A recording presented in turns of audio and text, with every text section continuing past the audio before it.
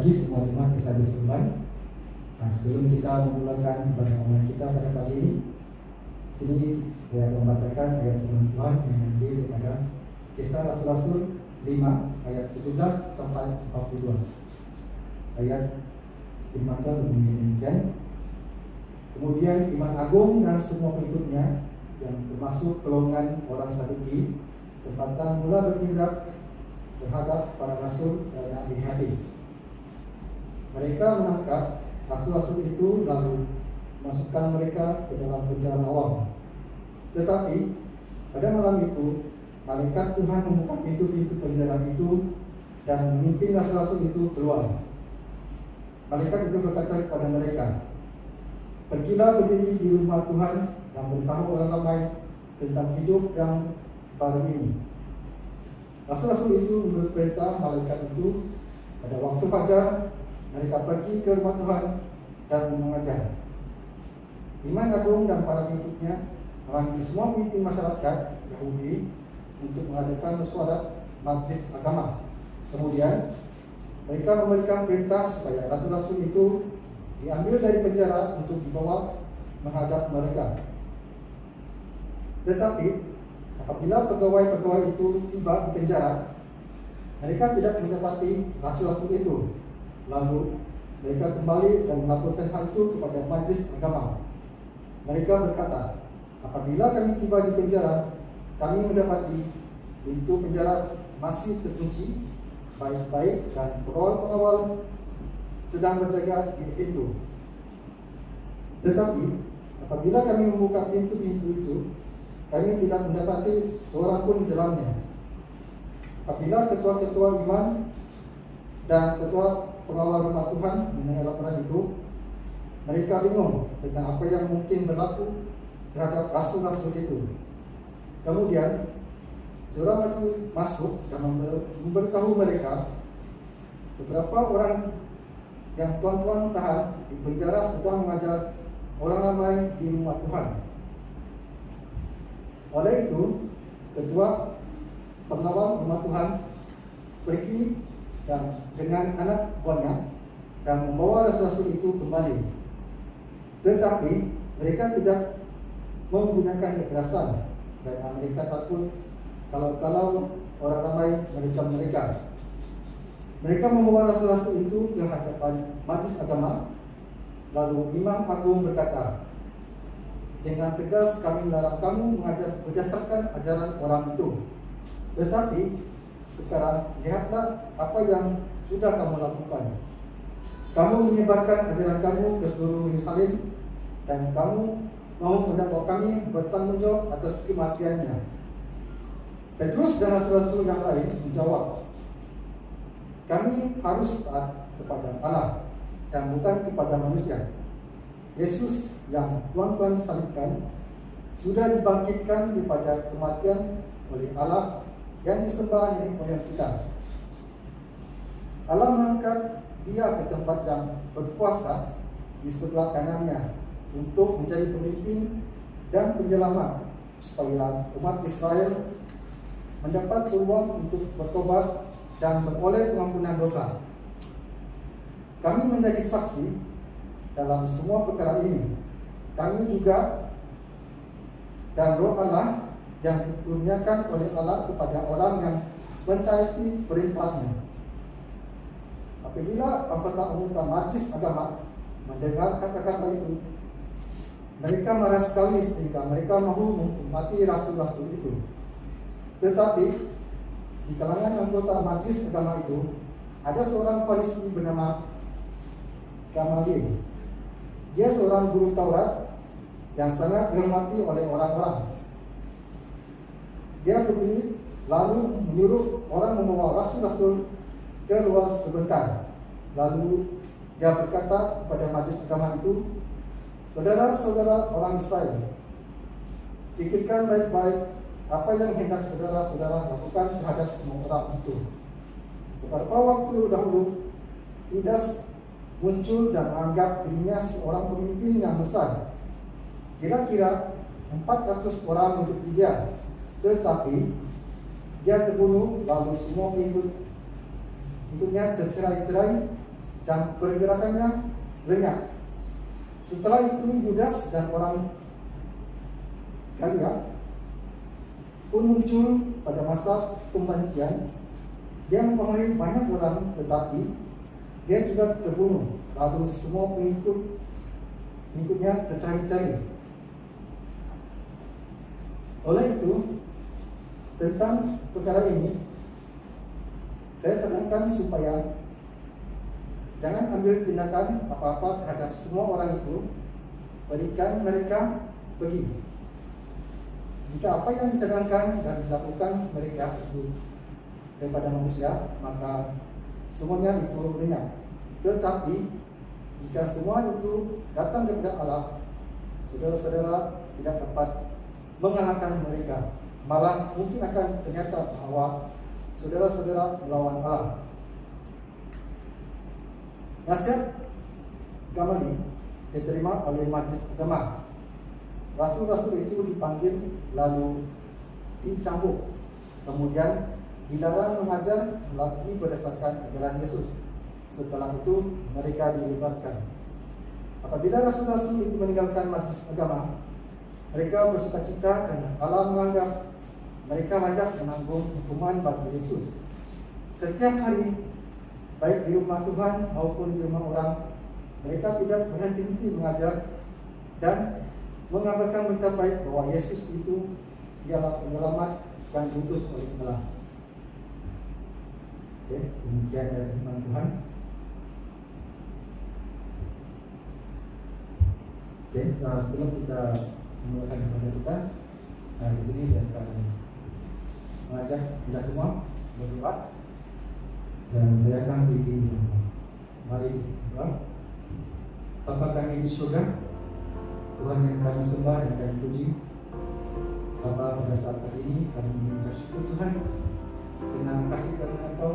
Kami masih lagi bernafas dan kita hidup yang baru Tuhan, supaya kami dapat memuji dan menunjukkan kepada surga. Tuhan, sebentar ini kami ingin memulakan pertemuan kami. Kami mohon biarlah Engkau berserta dari bulan hingga akhirnya, supaya apa yang kami nyanyikan, apa yang kami dengar, khotbah yang disampaikan, ia menjadi ilmu pada kami untuk menjalani hidup kami sehari-hari. Bapa, kami mohon semua jemaat yang mendengar, Engkau buka hati mereka, Engkau fokuskan hati mereka Tuhan, supaya kami dapat menyembah Engkau dengan ikhlas dan dapat memberikan kebaikan untuk Engkau Tuhan. Tuhan, inilah kami Tuhan, kami menyerahkan kepada kami dari mula sampai akhirnya, hanya di dalam nama Tuhan Yesus kami. Haleluya. Amin. Thank you.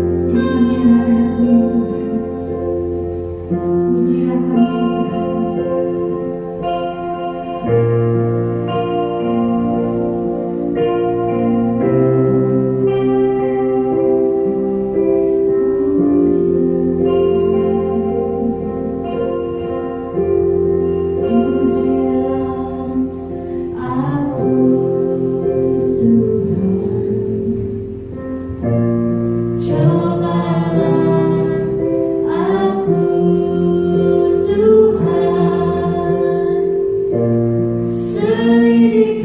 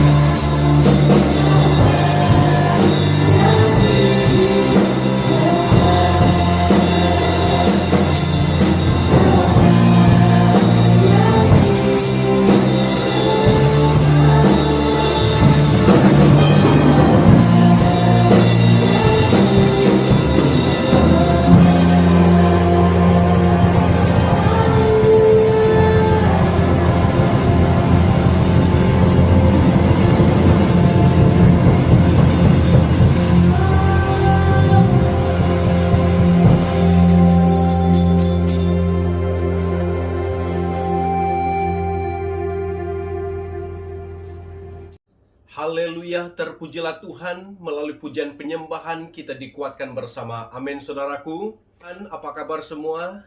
Dan saya sangat yakin semua sangat baik dan sehat.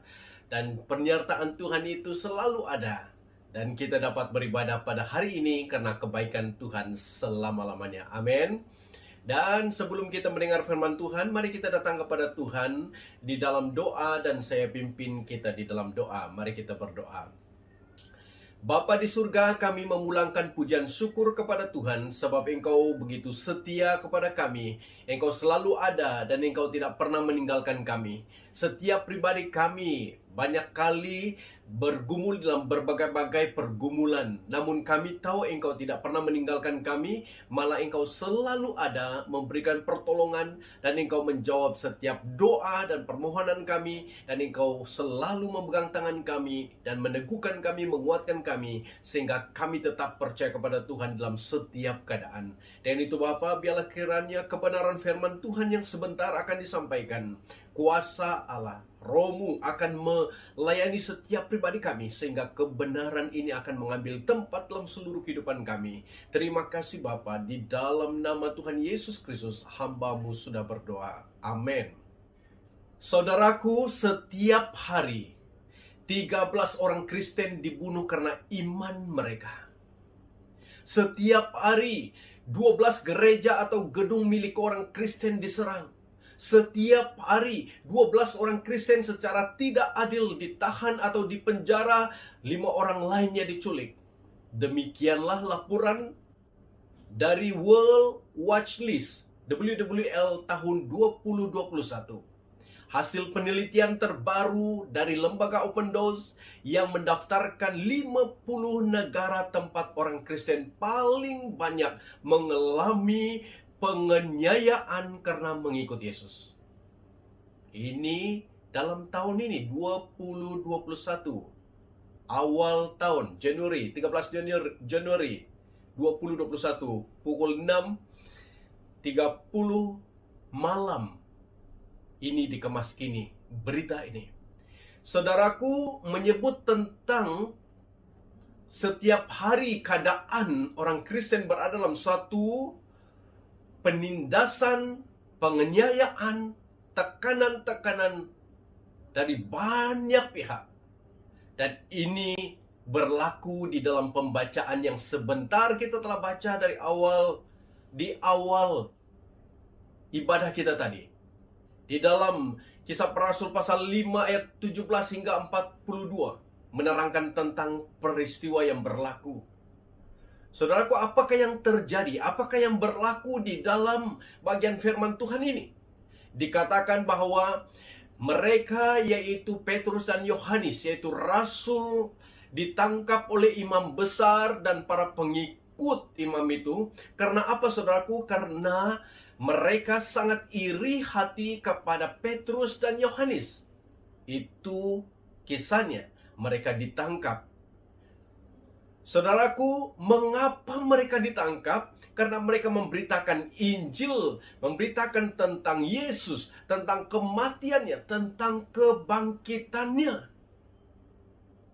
Dan itu merupakan inti Injil, inti berita yang mereka sampaikan, sehingga banyak mukjizat terjadi. Sebelum ayat 17 ini, mukjizat demi mukjizat terjadi. Bayangan Petrus pun dapat menyembuhkan orang yang sakit, yang ada di tepi jalan.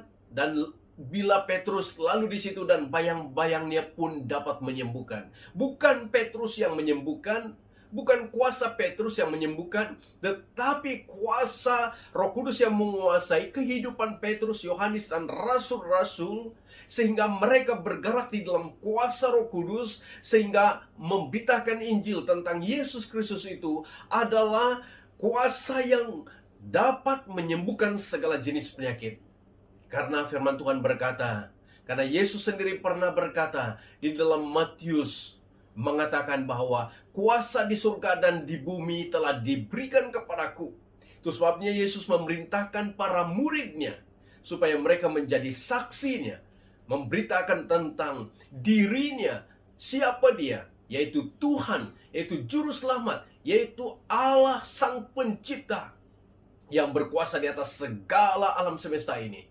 Dan ternyata waktu mereka dilawat oleh Roh Kudus, pencurahan Roh Kudus pada hari Pentakosta itu, dalam pasal yang pertama yang kita baca dalam Kisah Para Rasul ini, telah mengubah kehidupan Petrus mereka, sehingga melalui pelayanan mereka, para imam dan juga pengikut-pengikut imam, orang Saduki merasa iri hati, merasa cemburu, merasa marah, dan mereka menantang Petrus, Yohanes, dan rasul-rasul yang lain. Hanya karena nama Yesus yang menyembuhkan banyak orang, yang diberitakan oleh mereka. Dan mereka benar-benar merasa tergugat kedudukan, sebab mereka adalah pemegang agama Yahudi, hukum Musa, tetapi tidak pernah mengalami mukjizat dan tidak pernah membuat mukjizat karena mereka tidak membuka diri mereka kepada pekerjaan Roh Kudus. Saudaraku, rasul dibebaskan selepas mereka ditangkap, dibebaskan dari penjara oleh malaikat Tuhan, kata firman Tuhan. Waktu mereka ditangkap, mereka berada dalam penjara. Di situ suatu mukjizat terjadi, sehingga mereka diminta oleh malaikat Tuhan supaya pergi ke bait Allah untuk bersaksi. Haleluya, saudaraku. Dan ternyata waktu mereka taat kepada perintah Tuhan, mereka pergi ke bait Allah, dan mereka memberitakan tentang Yesus, kematian dan kebangkitannya di bait Allah. Banyak orang mendengar dan banyak orang percaya. Tetapi bila para imam dan pengikut-pengikutnya, orang Saduki, mau menghadap Petrus dan Yohanes, karena mereka mau membuat suatu keputusan resmi, apa yang harus mereka buat terhadap Petrus dan Yohanes. Dan bila mereka menyuruh orang pergi membawa mereka, mengambil mereka dari penjara, ternyata waktu mereka sampai di penjara, penjara, kata firman Tuhan, terkunci, pengawal berjaga. Dan bila mereka membuka penjara tersebut, tidak ada orang di dalam penjara itu, saudaraku. Mereka terkejut dan menyampaikan kepada imam besar dan juga pengikutnya. Mereka resah, mereka gelisah, mereka takut apa terjadi kepada Petrus dan Yohanes, kepada rasul tersebut. Lalu sementara mereka sedang kebingungan, ketakutan, kegelisahan, lalu ada orang datang dari bait Allah memberitakan bahwa Petrus dan Yohanes berada di bait Allah. Mereka terkejut, saudaraku. Mengapa? Sebab penjara masih terkunci, pengawal masih berada di situ, tetapi Petrus dan Yohanes dapat membebaskan diri dan berada di bait Allah. Itu bukan karena Petrus dan Yohanes punya kuasa gaib, tetapi kuasa Allah yang bekerja membebaskan mereka. Dan itu adalah suatu perkara yang luar biasa terjadi. Kenapa? Karena Tuhan yang bekerja di dalam semua keadaan. Mereka menangkap Petrus dan Yohanes sekali lagi dari bait Allah, lalu dihadapkan kepada imam besar dan pengikut-pengikutnya. Dan mereka berkata, dan imam besar berkata, kata mereka, dengan keras kami melarang kamu mengajar dalam nama itu. Mereka tidak berani menyebut nama Yesus. Namun ternyata kamu telah memenuhi Yerusalem dengan ajaranmu, dan kamu hendak menanggungkan darah orang itu. Sekali lagi, orang itu tidak menyebut tentang Yesus. Mereka hanya menggunakan perkataan ataupun istilah orang itu. Kepada kami, kata mereka kepada Petrus dan Yohanes. Tetapi Petrus dan rasul-rasul itu menjawab, katanya, kita harus lebih taat kepada Allah daripada manusia. Haleluya, saudaraku. Petrus membela Injil yang dia beritakan. Amin. Keberanian Petrus untuk membela Injil, memberitakan Injil Kristus kepada para imam yang sedang dia hadapi, yang menantang dia. Dengan keberanian Petrus berkata, kita harus lebih taat kepada Allah daripada kepada manusia. Haleluya, saudaraku. Dan dia berkata juga, Allah nenek moyang kita telah membangkitkan Yesus yang kamu gantungkan pada kayu salib dan kamu bunuh. Dialah yang telah ditinggikan oleh Allah sendiri dengan tangan kanannya menjadi pemimpin dan juru selamat supaya Israel bertobat dan menerima pengampunan dosa. Dan ayat 32, dan kami adalah saksi dari segala sesuatu itu, kami dan Roh Kudus yang dikaruniakan Allah kepada semua orang yang menaatinya. Saudaraku, itulah ketegasan dan keberanian Petrus berhadapan dengan imam besar dan orang Saduki dan orang-orang yang ada yang sedang menantangnya.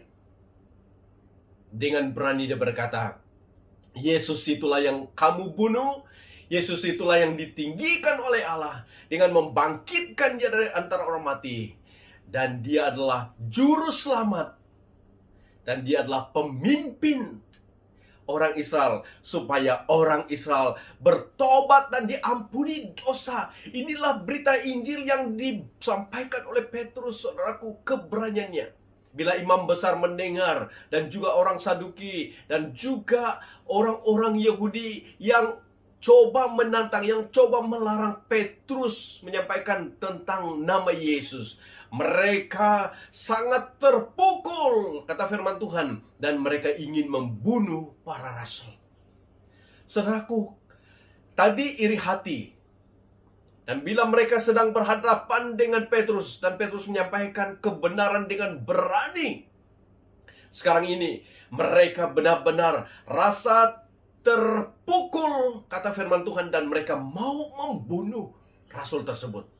Saudaraku, kita dapat melihat bila ada usaha mau membunuh mereka doa, mau membunuh Petrus dan Yohanes, maka Gamaliel, seorang ahli agama yang sangat terkenal, dihormati, dan dia mengusulkan bahwa tidak patut kita membunuh mereka, tetapi biarlah mereka dilepaskan. Dan kalau memang apa yang mereka sampaikan ini tentang Mesias adalah dari Allah, maka dia akan bersifat kekal ataupun lama. Tetapi jika ini bukan datang daripada Allah, ataupun ajaran yang mereka ajarin adalah ajaran yang palsu tentang Mesias, maka mereka tidak akan lama. Maka mereka akan bercerai-berai, maka mereka akan terhenti sendiri. Itu adalah usulan Gamaliel, seorang ahli agama yang dihormati. Dan lalu imam-imam dan pengikutnya setuju dengan usulan Gamaliel tersebut.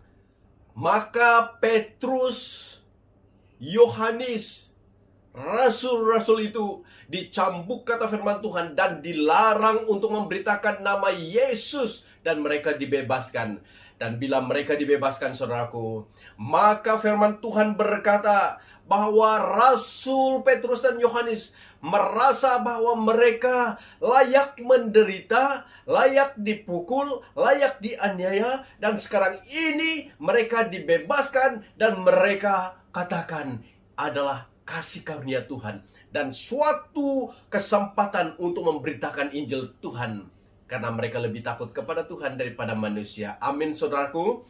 Dan kita dapat melihat perkara ini adalah bahwa apa yang telah terjadi di dalam kisah ini adalah sesuatu yang terjadi sampai hari ini. Tetapi yang kita selalu ingat adalah bila penganiayaan terhadap orang yang percaya, kita selalu ingat bahwa orang yang tidak seagama yang menganiaya orang Kristen. Tetapi dalam Alkitab ini menyatakan bahwa orang yang tahu tentang hukum Taurat, tentang hukum Musa, tentang perjanjian lama, mereka yang memimpin orang Yahudi, mengajar orang Yahudi tentang kebenaran, tentang hukum-hukum Allah, tetapi merekalah yang menjadi penantang kepada Petrus dan Yohanes. Tapi hari ini, saudaraku, bila Gamaliel telah memberi suatu usulan, dan dia berkata kalau memang ajaran mereka ini adalah ajaran yang palsu dan tidak benar dan tidak datang pada Allah, tidak datang daripada Allah, maka akan terhenti sendiri. Bahkan pengikutnya akan tercerai-berai. Tetapi ternyata dari sejak itu sampai sekarang, umat Tuhan makin bertambah, makin berkembang, gereja Tuhan makin bertumbuh, diperluaskan, dan makin ramai orang percaya kepada Tuhan. Saudaraku, jelas bahwa ajaran yang disampaikan oleh Petrus dan Yohanes tentang Yesus itu adalah benar dan terbukti hasilnya sangat luar biasa. Banyak orang percaya kepada Tuhan di seluruh dunia. Amin, saudaraku. Saudaraku, bila kita melihat tentang penganiayaan, penindasan terhadap gereja Tuhan, memang jika jemaat berkembang, iblis bekerja untuk menghambat perkembangannya. Itu sudah pasti. Bila jemaat ataupun gereja orang Kristen berkembang, Injil Tuhan disebar luas dan makin banyak orang bertobat dan percaya kepada Tuhan, maka iblis bekerja untuk menghambat perkembangan dan menggunakan cara-cara, taktik-taktik yang pelbagai, menggunakan orang lain, menggunakan manusia, menggunakan kawan, menggunakan keluarga, menggunakan siapa-siapapun untuk menghalang dan menghambat Injil diberitakan. Tetapi suatu perkara yang pasti, bahwa jemaat yang bertumbuh dan penuh dengan Roh Kudus tidak akan mundur oleh penganiayaan. Amin. Jika jemaat itu, orang percaya, bertumbuh dalam pengenalan akan Tuhan dan dipenuhi oleh Roh Kudus, maka mereka tidak akan pernah undur walaupun mengalami penganiayaan. Mengapa, saudaraku? Sebab mereka tahu, sadar bahwa penganiayaan adalah suatu cara yang diberikan Allah untuk pertumbuhan dan kemajuan jemaat. Dan buktinya adalah gereja pada awal, gereja mula-mula dalam Kisah Para Rasul ini. Makin mereka dianiaya, makin mereka disiksa, makin perkembangannya, makin orang percaya kepada Tuhan, makin ramai orang menjadi pengikut Kristus. Disebabkan Roh Kudus menyertai pelayanan mereka. Dan gereja mula-mula adalah contoh untuk segala gereja segala abad. Amin. Gereja mula-mula menjadi contoh untuk gereja segala abad, sepanjang masa. Dan dari situlah kita belajar. Dan itu dinyatakan dalam firman Tuhan yang kita belajar sebentar tadi. Saudaraku, kita bersyukur di dalam negara kita, kita masih aman, kita tidak mengalami penganiayaan, bahkan tidak tersenarai pun di dalam 50 negara yang sangat-sangat mengerikan, yang sangat-sangat menakutkan, yang sangat-sangat luar biasa tindakan menindas orang percaya. Karena di dalam pelayanan Open Doors yang saya baca sebentar tadi, setiap hari kata mereka, kajian mereka, setiap hari terjadi penganiayaan, penangkapan, gereja dibakar, diculik orang yang percaya kepada Tuhan, dan sebagainya. Tetapi kita bersyukur dalam negara kita masih belum terjadi, dan kita bersyukur karena kita masih hidup pada hari ini. Tetapi pertanyaannya, apakah kita sedia bila terjadi penganiayaan di dalam negara ini? Penganiayaan terhadap orang percaya, apakah kita sudah bersiap sedia menghadapinya? Kita tidak mau, kita tidak meminta. Tetapi firman Tuhan berkata, makin gereja berkembang, makin iblis berusaha untuk menganiaya, menghalang, menghambat, tetapi kuasa Tuhan tetap menyertai orang yang percaya kepada Tuhan. Amin. Itu sebabnya bila kita di dalam keadaan yang agak selesa dalam negara ini, kita masih aman, kita masih boleh bergerak, kita patut bersyukur kepada Tuhan dan jangan membuat ini menjadi alasan untuk kita berpeluk tubuh dan tidak memberitakan Injil Tuhan kepada orang di sekitar kita. Kita tidak mau gereja di Malaysia menjadi gereja yang selesa dan mementingkan kumpulan yang percaya, kumpulan orang Kristen saja. Mengembangkan, bahkan menaik taraf bangunan untuk dipenuhi oleh orang-orang yang sama, orang yang percaya kepada Tuhan, ya memang. Tetapi tidak ada orang yang baru bertobat masuk dalam gereja. Hanya suatu pusingan dan putaran.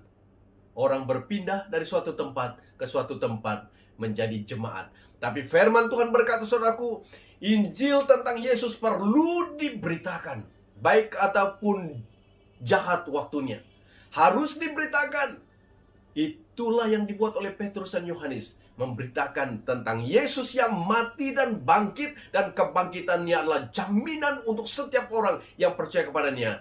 Kalau mati pun, dia akan dibangkitkan bersama-sama dengan Yesus dalam kerajaannya, menikmati kehidupan kekal abadi. Amin.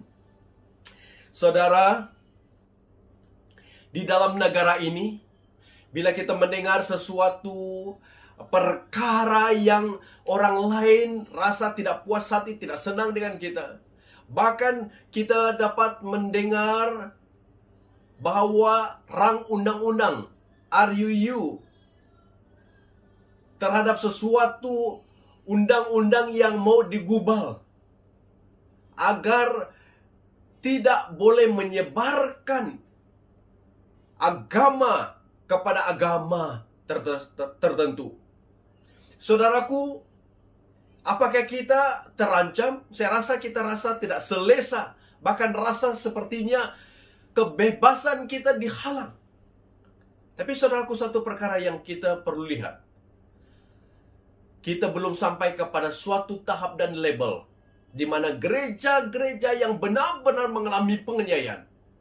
Salah satu di negara China, beberapa negara lain yang mengalami penganiayaan. Apakah kita, kalau berada di tempat mereka, masih tetap setia kepada Tuhan? Saudaraku, perlu menyediakan diri masing-masing agar setiap kita bersedia menghadapi semua situasi dan keadaan. Dan perlu kita menyadari bahwa mengikut Yesus itu bukanlah soal hidup senang-senang. Mengapa saudaraku? Karena firman Tuhan dalam Filipi pasal 1 ayat 29 memberi suatu penekanan. Rasul Paulus berkata demikian, sebab kepada kamu dikaruniakan bukan sahaja untuk percaya kepada Kristus, melainkan juga untuk menderita untuk Dia.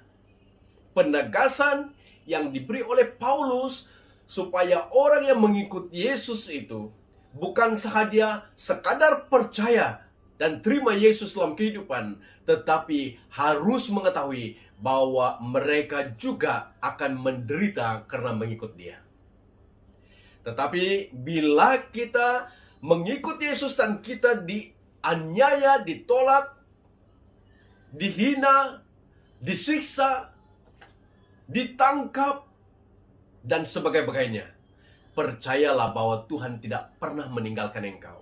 Dia akan memberikan Anda kekuatan, memberikan Anda penghiburan. Dia akan memberikan Anda suatu semangat. Karena dimanapun Anda ditempatkan, andai kata ditangkap, Anda berpeluang menyampaikan Injil Tuhan di mana Anda berada. Amin. Tidak ada suatu kuasa yang boleh menghalang kita untuk terus berbicara tentang Yesus. Karena itulah yang dibuat oleh Petrus dan Yohanes, para rasul, sehingga Injil Tuhan tersebar luas di merata tempat. Tetapi saudaraku, perlu saudara dan saya ingat bahwa kebenaran akan semakin tersebar jika kebenaran ditindas. Ingat ini baik-baik, bahwa kebenaran tentang Yesus yang kita beritakan itu kalau semakin tersebar, disebar luas di serata dunia, bukan karena tidak ada penindasan, tetapi karena ada penindasan, kebenaran itu tetap berkembang dan disebar luaskan. Amin. Tidak pernah terhenti. Dan walaupun imam besar melarang Petrus dan Yohanes untuk tidak berbicara tentang nama Yesus yang mati dan bangkit. Tetap mereka memberitakan. Itulah inti berita yang kita perlu sampaikan di mana-mana pun, kepada rakan-rakan, kepada kawan, kepada majikan kita, kepada bos kita, kepada siapapun. Itulah tujuan Tuhan untuk membawa Anda dan meletakkan Anda di tempat Anda berada. Dan mempercayai Tuhan itu bukan untuk percaya Dia saja, tetapi tetap berada dalam suatu panggilan untuk memberitakan Injil kepada mereka. Amin. Dan sudah pasti ada risiko. Kita tidak akan terlepas dari menghadapi risiko-risiko yang bakal kita alami. Hadapi, saudaraku. Dan bila menyebut tentang negara-negara yang mengalami perlakuan yang membuat mereka ditindas, seperti mana yang saya baca pada awal tentang laporan yang dibuat oleh Open Doors. Terdapat 50 negara yang benar-benar memperlakukan orang percaya dengan tindakan yang sangat-sangat memeritkan, yang sangat-sangat menyiksa kehidupan orang Kristen di sana dalam suatu keadaan yang tidak di dalam keselesaan seperti tempat kita. Tetapi mereka tetap setia kepada Tuhan. Mereka tetap taat kepada Tuhan.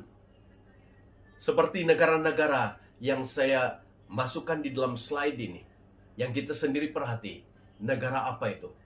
Tetapi suatu perkara yang sudah pasti, bahwa Tuhan tidak pernah membiarkan umatnya dibinasakan, tetapi Dia memegang setiap kendali-kendali, dan Dia berkuasa menguasai seluruh keadaan, dan Dia tetap menjaga setiap anak-anak Tuhan dan umat Tuhan yang setia dan taat kepadanya.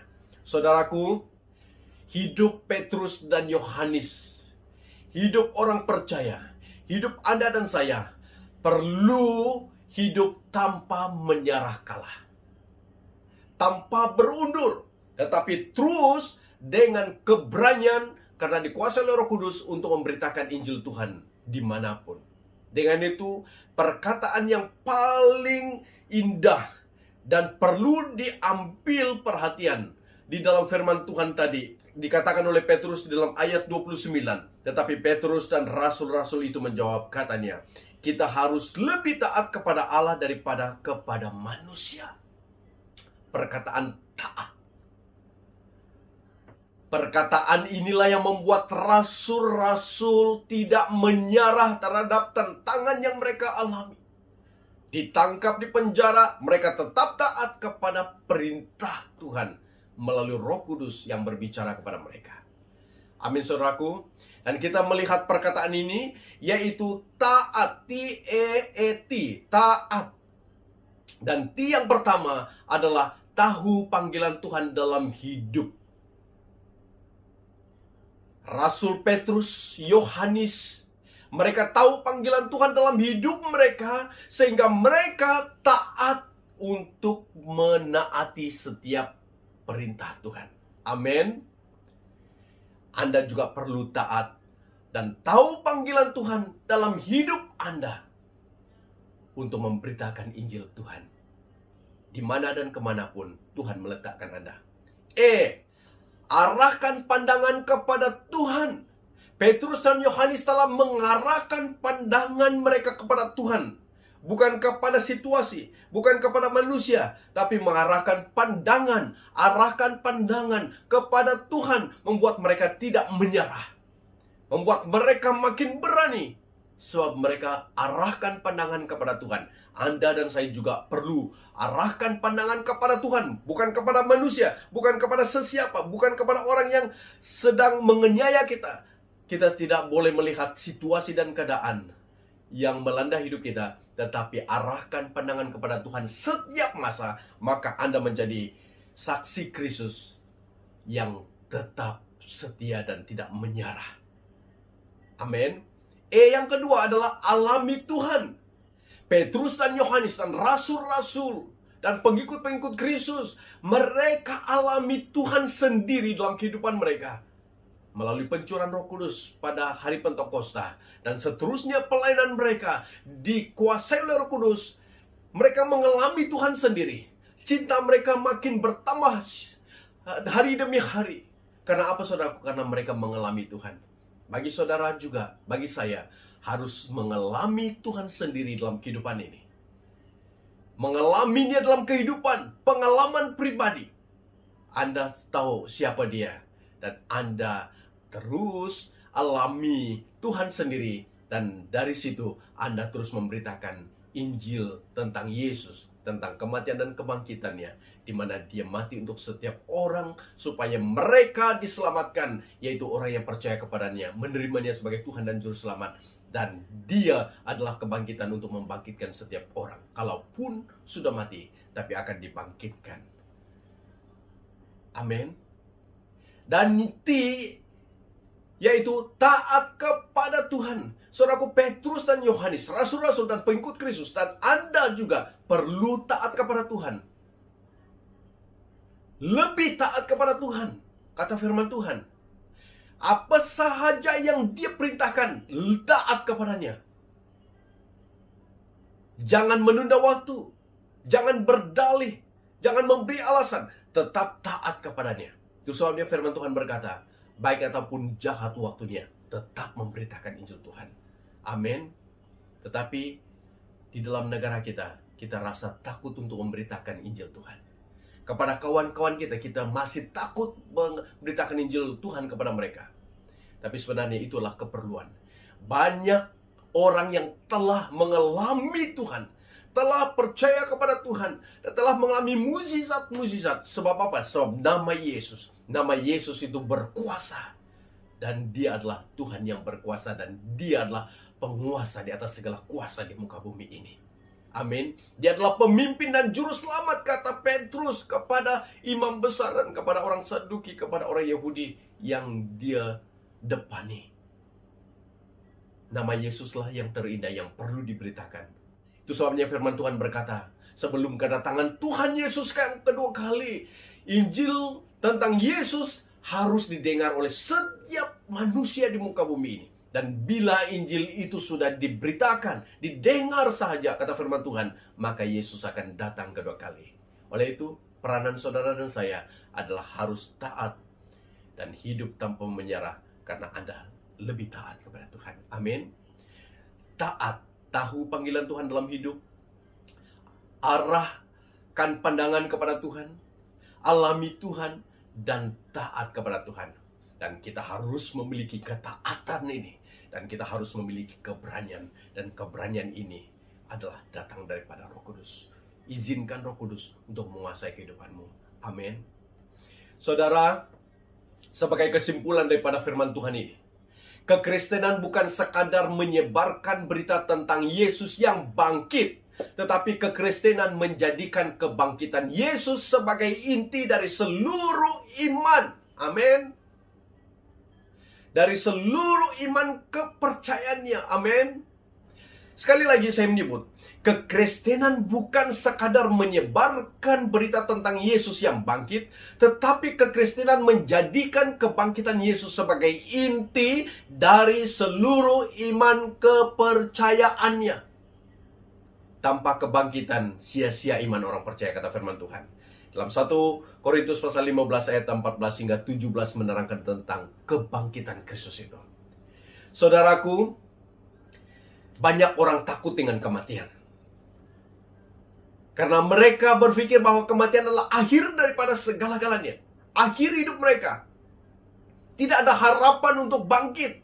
Tapi bagi orang yang percaya kepada Tuhan, kebangkitan Kristus adalah jaminan kebangkitan tubuh kita. Bila kita mati, kita sudah percaya kepada Tuhan, kita terima Tuhan, kita dibangkitkan. Dan kita dapat hidup bersama dengan Yesus. Saudara, tahukah Anda, di negara China sekarang ini, mereka membina suatu mesin ataupun suatu tempat seperti mana yang saya tunjukkan ini. di China telah menjalankan projek untuk menghidupkan semula orang yang sudah mati. Membangkitkan orang yang sudah mati merupakan impian sebuah makmal di China. Kaedahnya adalah dengan membekukan jasad manusia sehingga tiba masanya suatu hari nanti teknologi masa depan dapat menghidupkannya semula. Lapor Akhbar Global Times pada 21 Januari 2021. Kaedah ini disebut cryogenic dan beberapa institusi mempelajari bidang ini. Shandong Yinfeng Life Science Research Institute yang terletak di Jinan, China adalah salah satu daripadanya, di mana mayat beberapa orang yang telah disimpan di sini pada suhu yang sangat-sangat rendah. Pada 8 Mei 2017, seorang lelaki dikenali sebagai Zhan telah disahkan meninggal dunia akibat barah paru-paru di sebuah hospital di Jinan, ibu kota wilayah Shandong, China Timur. Tetapi ini bukan pengakhiran kisah tersebut apabila isteri kepada Zhan iaitu Gui masih belum berputus asa. Mayat Zhan telah segera dibekukan dengan teknologi kriopreservasi di sebuah institusi penyelidikan di Jinan dan telah disimpan di dalam bekas keluli tahan karat yang mengandungi nitrogen cecair super sejuk. Di dalam keadaan seperti itu, metabolisme sel dapat bertahan selama 2.4 bilion tahun lamanya. Seperti yang telah dirancangkan, Zhan akan dihidupkan kembali oleh teknologi masa depan pada suatu hari nanti. Gui dan anaknya juga menandatangani kesediaan untuk dibekukan di dalam kriopreservasi bila mereka mati suatu hari nanti, dengan harapan keluarganya juga boleh bersatu semula. Zhan adalah kes pertama yang menjalani kaedah ini di China. Pada masa ini, 10 orang telah menjalani pemeliharaan krio di China dan di seluruh dunia jumlahnya melebihi 400. Terdapat 4 institusi seperti ini di dunia. Selain daripada China, terdapat 2 di Amerika Syarikat dan 1 di Rusia. Institusi Yinfeng Life sendiri bekerjasama dengan hospital dan universiti di China. Pengarahnya pula ialah Aaron Drake yang pernah bekerja di Alcor yang berpusat di Arizona, Amerika Syarikat. Bagi admin, ianya adalah di luar pemikiran manusia.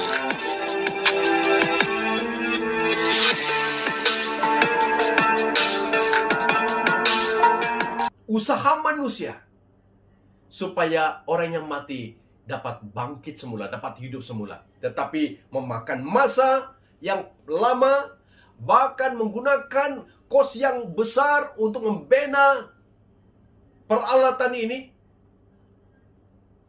Maukah kita mempercayai sesuatu ciptaan manusia itu untuk menghidupkan kita daripada kematian? Tidak perlu menunggu tempo yang sangat lama yang mereka sebut di dalam video ini. Tetapi yang perlu saudara dan saya buat adalah bercerita tentang Yesus yang telah mati, menanggung setiap dosa manusia, dan dia bangkit dari kematian, hidup selama-lamanya. Dan dia memberi jaminan bahwa setiap orang yang percaya kepadanya tidak binasa melainkan beroleh hidup yang kekal. Dan Yesuslah satu-satunya jalan ke surga, kebenaran untuk mengetahui tentang surga dan kehidupan. Dan dialah kehidupan itu yang memberi Anda kehidupan kekal selama-lamanya dalam kerajaan surga. Dan itulah berita yang disampaikan oleh Petrus dan Yohanes, oleh para rasul, oleh para pengikut-pengikut Yesus, Rasul Paulus, dan juga murid-murid jemaat yang percaya kepada Tuhan, yaitu gereja awal. Dan sampai hari ini, gereja tidak pernah dimusnahkan. Gereja tidak pernah terhenti. Orang percaya makin berkembang. Tetapi sudah pastinya risiko kita tetap hadapi. Tetapi sebagai pengikut Kristus dan saksi Kristus, kita tetap dan harus taat kepada perintah Tuhan. Amanat agung Tuhan Yesus itulah yang terpenting yang kita beritakan sampai Tuhan Yesus datang. Berani bersaksi melalui pimpinan Roh Kudus, sehingga banyak orang percaya kepada Tuhan dan bertobat.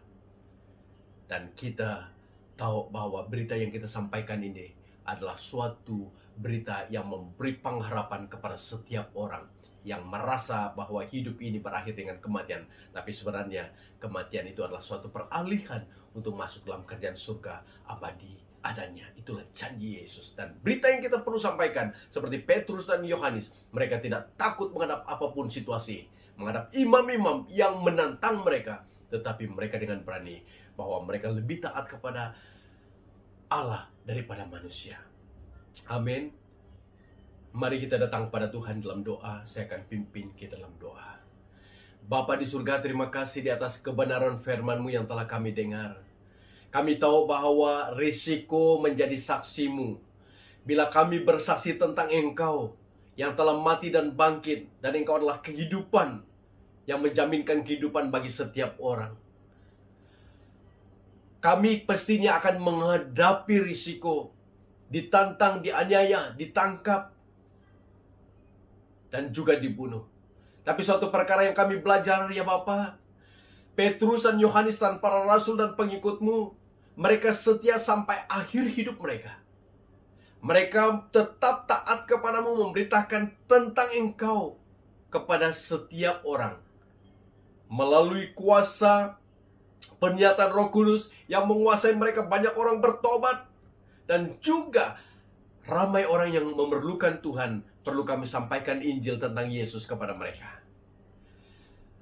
Banyak orang yang memerlukan Engkau Tuhan, yang hilang harapan. Tapi sebagai umat-Mu, sebagai orang percaya, biarlah kiranya kamilah yang berani untuk melangkah memberitakan Injil-Mu, baik ataupun jahat waktunya. Berarti kami tidak boleh berhenti untuk percaya kepada Engkau sahaja, tetapi kami perlu bersedia untuk berhadapan dengan semua situasi. Dan kami harus lebih taat kepada Engkau daripada taat kepada manusia. Terima kasih Bapa. Biarlah kiranya urapan-Mu mengalir dalam seluruh kehidupan jemaat Tuhan, supaya kami menjadi anak-Mu, pengikut-Mu, orang yang percaya kepadamu, yang benar-benar melihat amanat agung-Mu menjadi tujuan hidup kami, menyampaikannya sampai Tuhan Yesus datang kedua kali. Terima kasih Bapa. Jangan membiarkan roh ketakutan menguasai kami, sehingga kami tidak berani bersaksi. Tapi biarlah kiranya roh keberanian, Roh Kudus yang menguasai kami, membuat kami lebih berani, lebih bersemangat, dan lebih rindu untuk bersaksi kepada siapa-siapapun. Terima kasih Bapa. Terima kasih Yesus. Di dalam nama-Mu, hamba-Mu sudah berdoa.